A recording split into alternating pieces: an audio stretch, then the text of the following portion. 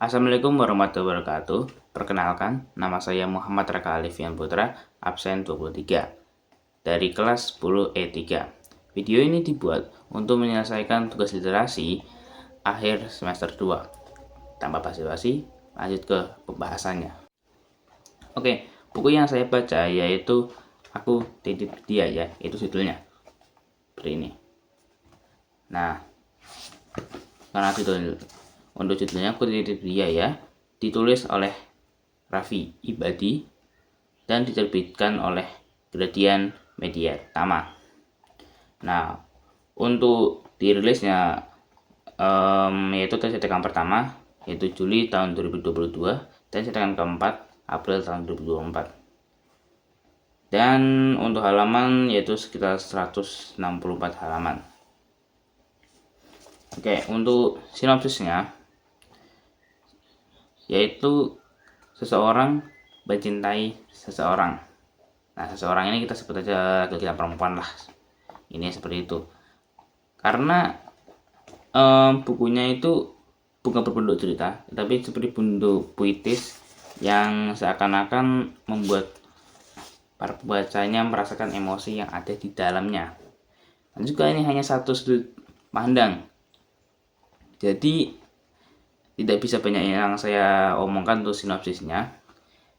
Ini tuh seperti kisah tadi laki-laki dan seorang laki-laki dan seorang perempuan. Nah, si laki-lakinya ini suka dengan si perempuan. Tetapi si perempuan ini sudah memiliki pasangan yang lain. Nah, laki-laki ini merasa sakit hati setelah apa yang dia perjuangkan ternyata tidak ada hasilnya. Nah, dia mencurahkan seluruh kata-katanya di novel ini dalam bentuk puitis, dan untuk endingnya yaitu dia tetap mengikhlaskannya walaupun mungkin sedikit tidak move on ya, intinya seperti itu. Karena emang susah untuk menjelaskan hanya sebuah kata-kata dong sih. Misalnya, aku dan kamu jadi sebatas usai yang belum benar-benar selesai.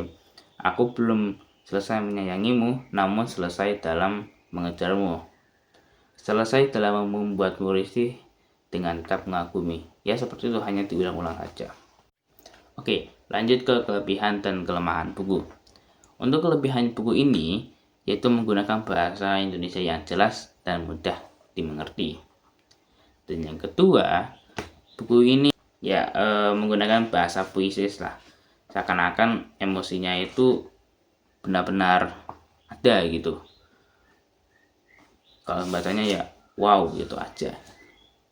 Dan yang ketiga mungkin relate kepada para remaja-remaja sekarang yang suka jatuh cinta. Mungkin yang terakhir adalah singkat dan padat. Ya, hanya singkat seperti ini aja. Mungkin bagi orang-orang yang suka bacanya cepat, ya baca ini aja. Karena hanya sedikit dan cuma 160 halaman aja lah. Kalau untuk kelemahannya, yang pertama, plot yang dihadirkan terlalu minim, hanya sebatas mencintai saja, tidak ada yang lain ya, seperti itu. Yang kedua, mungkin genre yang dihadirkan mungkin hanya satu, yaitu mesin satu doang. Sedangkan buku-buku yang lain itu sudah banyak lah gitu genre tentang cinta. Maka mungkin ya jarang ada orang yang mau beli lah. Yang terakhir, terlalu singkat. Ya mungkin kelebihannya singkat bagi orang-orang yang suka baca cepat.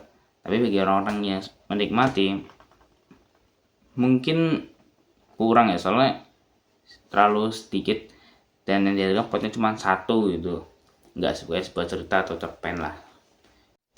Oke, untuk manfaat bagi pelajar atau para remaja, yang pertama bisa meningkatkan